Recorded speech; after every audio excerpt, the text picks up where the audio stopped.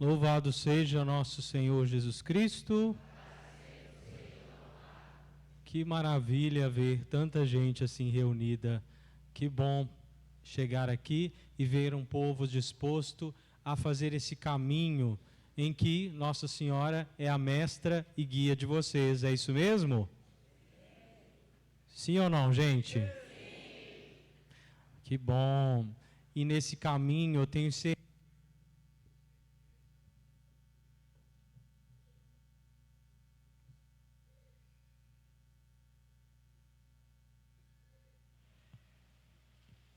Som. Eu tenho certeza que vocês, além de terem trazido seus pedidos, né, como é próprio de uma novena, além de dizer ao santo ou à Nossa Senhora, me ajuda com isso, aquilo outro, né, a novena ou trido, como em muitos lugares podem estar fazendo, é sempre um tempo de nós nos aproximarmos de Deus por meio das virtudes de Nossa Senhora, ou se estivéssemos preparando para a festa de um santo. Então é muito importante dizer isso, que a novena seja um tempo não só de alcançar bênçãos e graças. Quem veio aí pedir bênçãos e graças para Nossa Senhora? Na família, no trabalho, deixa eu ver. Então, e também pedir, e talvez dessa parte eu não vou pedir para levantar a mão, porque talvez algumas pessoas não sabiam, e essa provocação pode ser um alerta, que seja um tempo também, porque com a liturgia, com as orações de cada dia, que nós possamos pedir, traduzir isso em pedidos pessoais, que nós alcancemos as virtudes de Nossa Senhora também, porque a gente diz até mesmo de Jesus, fazei do meu coração semelhante ao vosso. Então, se a gente pede isso com relação a Jesus, nós podemos ter Maria como nossa mestra, nossa guia, não é? Então, como é importante fazer esse caminho, irmãos e irmãs, e pensar que ela não nos abandona nesse projeto de nos aproximarmos mais de Deus. E hoje o tema desse amor, desse cuidado, desse olhar junto a Maria, aos mais pobres, aos pequeninos. E esse evangelho, hein? Os que são casados aí, ou os que estão pensando em se casar, esse é um evangelho muito usado nos casamentos, do que constrói sobre a rocha e do homem que constrói sobre a areia. Não é? Muito utilizado, e mesmo você que nem é casado e nem pensa, não tem esse projeto, sua vocação é outra, talvez você vai se apropriar de qualquer forma. E eu ficava me lembrando das entrevistas de noivo, sabe? Das entrevistas tendo em vista os casamentos, os matrimônios. E trago aqui uma reflexão desse encontro que os padres têm rotineiramente com noivos em preparação ao casamento. Uma coisa é dita, seja pelo padre ou seja na preparação de noivos, e que pode muito bem ser apropriada por todos nós. Nós precisamos ser um povo disposto, muito antes de conhecendo alguém, se apaixonando e querendo fazer um caminho com essa pessoa, lembrar-nos de um outro compromisso. E ainda me apropriando dessa imagem do matrimônio, geralmente quem tem essa ideia e pensa em se casar, geralmente fica pensando assim, é aquela pessoa que vai estar em tudo com a outra, né? Nos momentos difíceis, mas nos momentos de alegria também, não é? A pessoa então, ela se sente fortalecida com aquele ou aquela que pretende unir-se a ela, como essa ajuda para que os enfrentamentos sejam mais leves. Não é assim? Vocês que são casados também não pensaram assim? É alguém importante para estar ali na lida do dia a dia. E talvez você também possa ter aí amigos e amigas que você acha importante estar na sua vida. Mas é que a gente, então, falando assim, precisa entender que antes de uma pessoa, que pode ser um cônjuge, pode ser também um amigo, uma amiga, antes de um parente que a gente tenha que confia mais no nosso dia a dia, é preciso ter esse relacionamento com Cristo, né? É o primeiro relacionamento que se precisa ter para que aproveitando aqui, fazendo um mini curso de noivo, bem minúsculo esse curso de noivos aí, com quem está pensando, e dizer então que esse ou essa que você pensa em se casar, ou você já é casado, precisa pensar que é uma ajuda a você num caminho que você faz com uma outra pessoa, que é o Cristo, não é? Ele é o nosso primeiro amigo, o primeiro amado das nossas almas. Então, o padre, por exemplo, quando venho aqui, essa segunda vez que venho aqui, eu vim aqui no dia em que vocês acolheram o padre Maicon, e tanto naquele primeiro dia quanto hoje, eu percebo já uma amizade, uma aceitação, uma acolhida para com a pessoa dele, haja vista a quantidade de pessoas, a maneira que ele já interagiu com vocês. Então dá para perceber esse carinho, como eu vejo também das outras paróquias, todas elas que ele já passou, eu percebia esse carinho, essa fraternidade. Mas o bom fruto do trabalho de um padre vai ser sempre que ele ajude. Um dos frutos do bom trabalho de um padre, aí vocês vão observar isso, se daqui a uns anos vai acontecer, é que vocês que são dessa comunidade, dessa paróquia, das comunidades dessa paróquia, com a ajuda dele, estão se aproximando, criando mais intimidade, encurtando a distância entre o seu coração e o coração de Jesus. É um dos frutos que vocês têm que mensurar desde já, se essa relação com o pároco, com as propostas da igreja, tem ajudado a você a estreitar muito mais do que um laço com ele, mas com Cristo, tá bom? E isto está na base da nossa fé. Esse tema de hoje tão importante do cuidado, do amor aos pobres, da atenção, da acolhida aos pobres, certa vez o Papa Francisco, ele dizia assim, uma frase muito simples. Tem ali um paroquiano representando os paroquianos lá da minha paróquia que fazem comunhão aqui com você também. Ele já ouviu o Padre Igor falar muito isso, que a gente gosta muito dessa área. Parece que o Padre Maicon pensou assim, não, para esse dia tem que ser o Padre Igor lá, porque a gente gosta muito das pastorais, né? Então, desde lá da Crisma, desde a experiência da catequese de Crisma, os jovens, eles têm contato com as pastorais do idoso, da criança, da pessoa em situação de rua, não é? Do meio ambiente. Os pobres desse tempo, onde é que nós somos chamados a ser sal da terra e luz do mundo? Não só numa relação ensimesmada, né? Dizer, nossa, como Deus é maravilhoso e cumpriu a promessa dele na minha vida. É preciso que nós também tomemos posse. Olha uma coisa bonita para você rezar hoje à noite, se você nunca pensou isso, que você pense assim também. Não só hoje seja um dia de pedir bênçãos e graças, como eu já sugeri a vocês, mas aqui ainda, se eu posso intrometer no seu pedido aí a Deus, você dizer, Senhor, que eu seja uma bênção na vida das outras pessoas também. Conseguem rezar isso? Vamos repetir essa frase? Senhor, que eu seja uma bênção na vida das outras pessoas. Não é? Aí você pode dizer isso de diversas formas, que eu seja uma graça, Senhor, que eu seja um sinal da sua presença. E aí o Papa, para esse empreendimento que nós precisamos, eu acho que vocês aceitaram, porque todos rezaram juntos, para esse empreendimento é preciso pensar que nós temos muito mais do que uma despensa lá que a gente pode tirar um arroz, um guarda-roupa que a gente possa tirar uma roupa boa, né, gente? Não é roupa rasgada, tem mania o povo lá, não sei se aqui tem mania também, às vezes aquela roupa rasgada que ninguém usa mais, a pessoa vai, junta tudo aquilo numa sacola e leva para a igreja.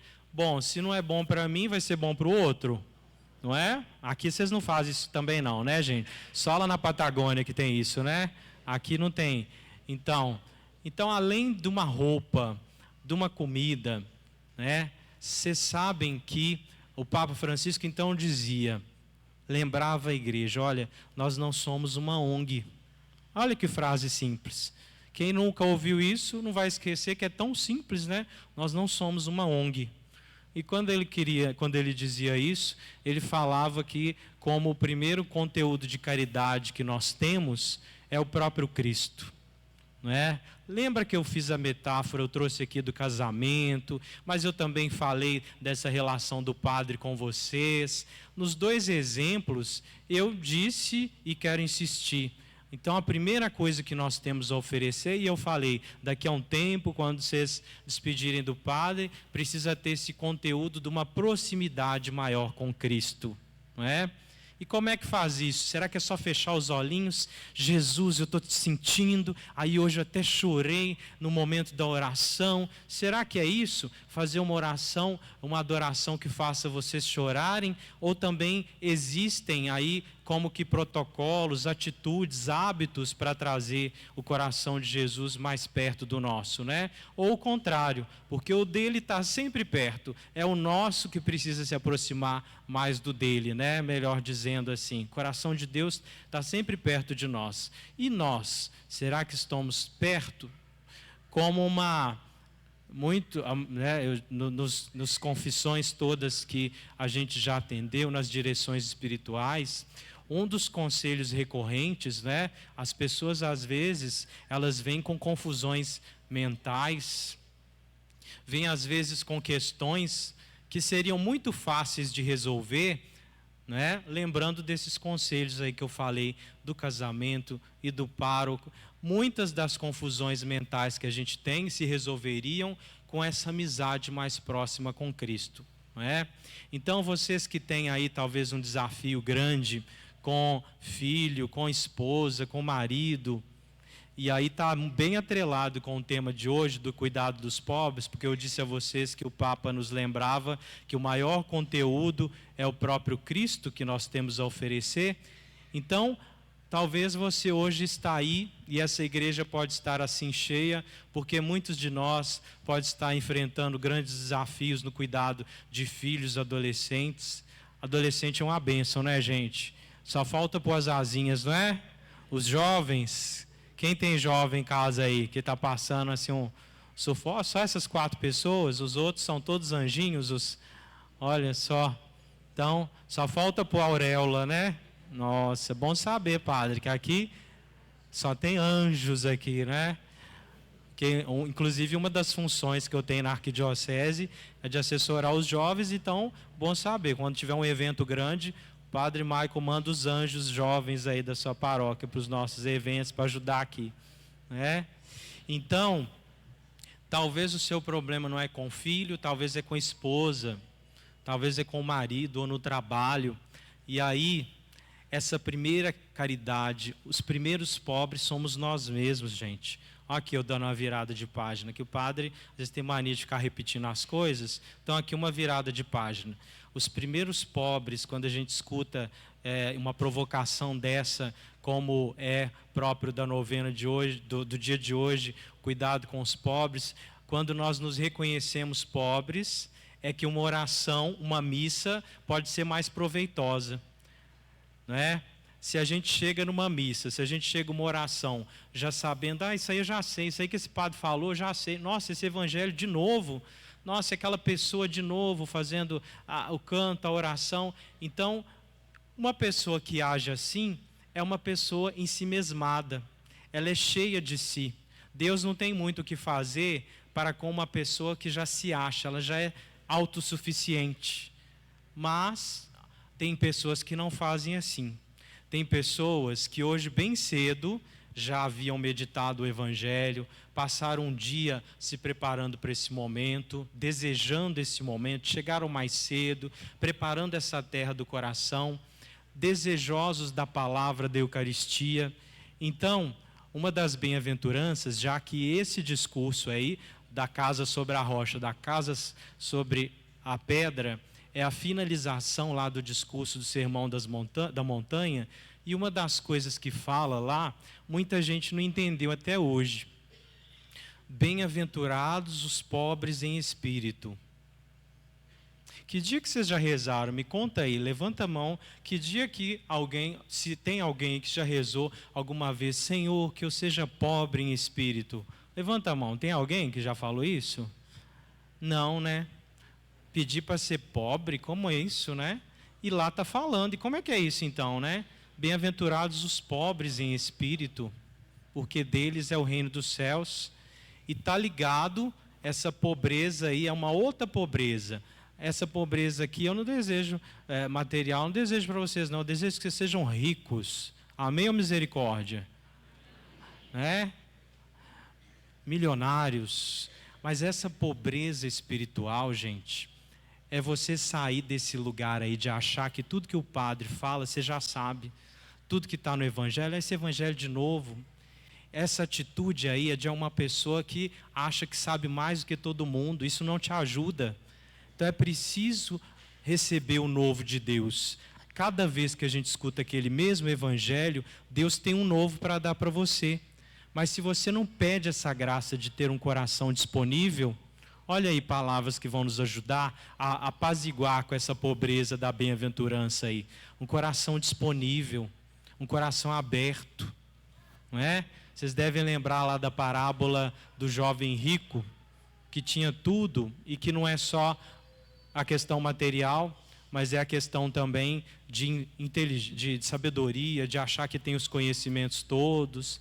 Então essa pobreza de espírito tem a ver com disponibilidade, abertura, um coração então disposto a ouvir o que Deus tem para nos dar, não é?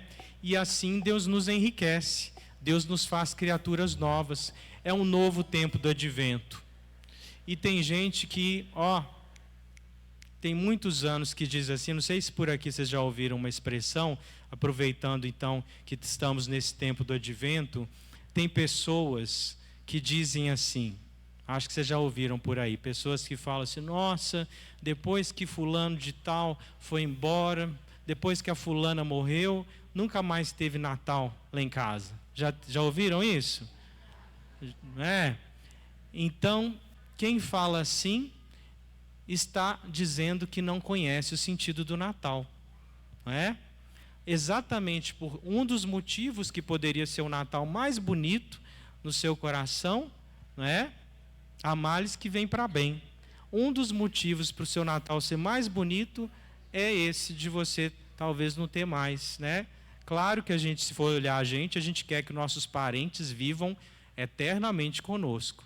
Mas uma vez que a gente não pode realizar esse projeto, as faltas nos ajudam a perceber que nós não podemos nos apegar, e disse aqui a primeira leitura, aos homens, confiar e esperar dos homens, mas em Deus, né? Então todas as faltas que temos nos ajudam a entender que o nosso coração, ele precisa de Deus. Só Deus nos basta. Não tem um canto bonito?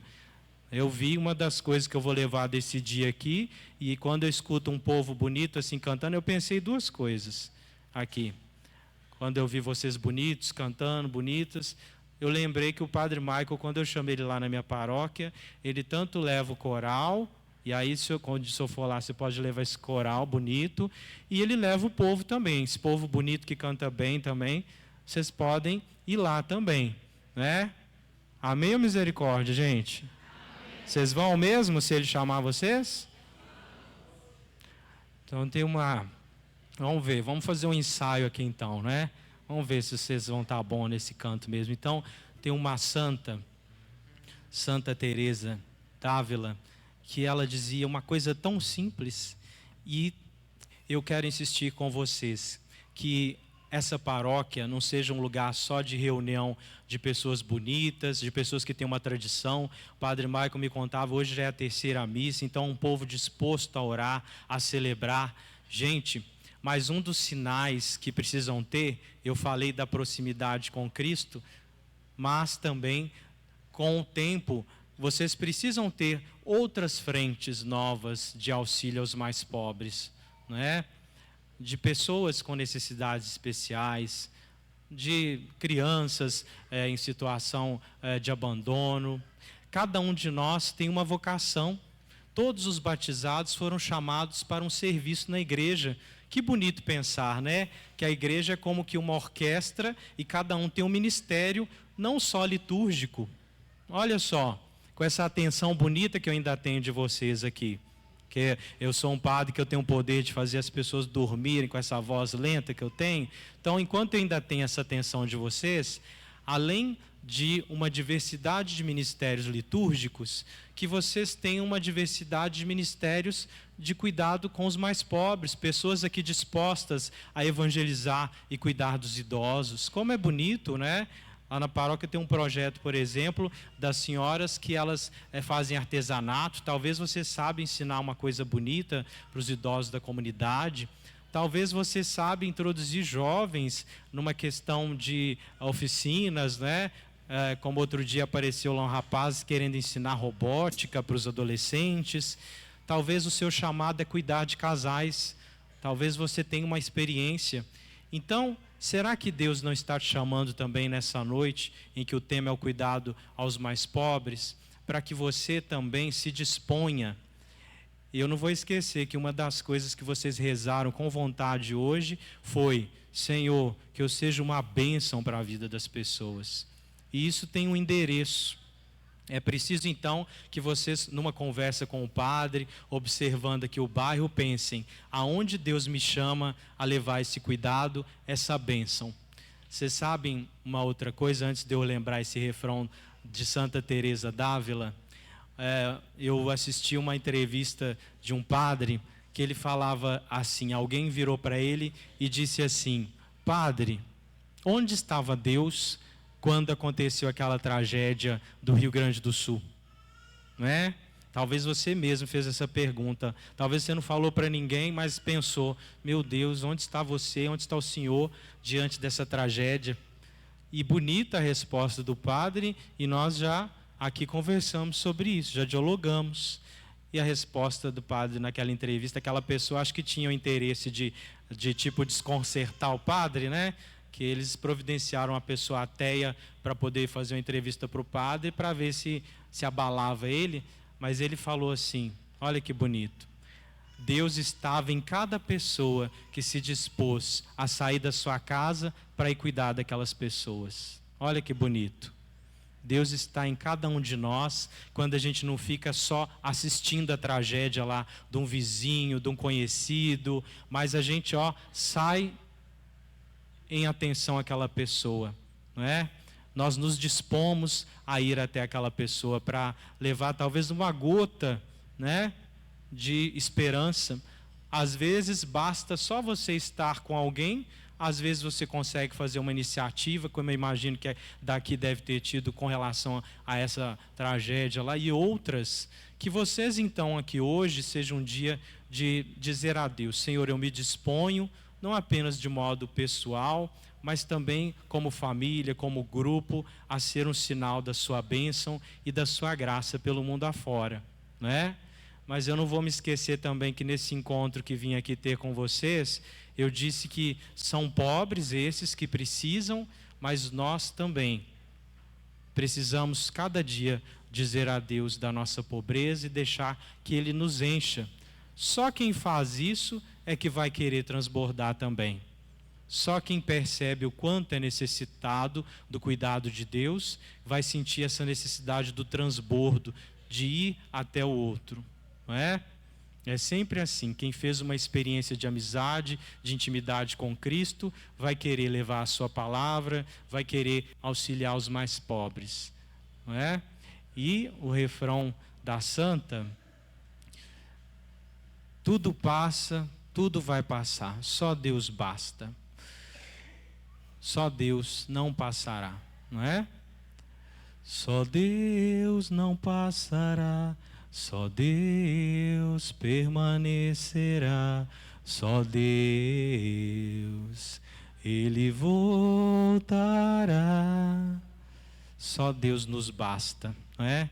Então que Deus seja sempre o seu refúgio. Feche um pouquinho os seus olhos para eu terminar aqui dizendo: Senhor, que para cada pessoa aqui reunida, o seu amor presente na Eucaristia, mas na meditação diária da palavra, possa fazer dar ao coração deles a satisfação, que o coração deles possa buscar em vós o auxílio necessário.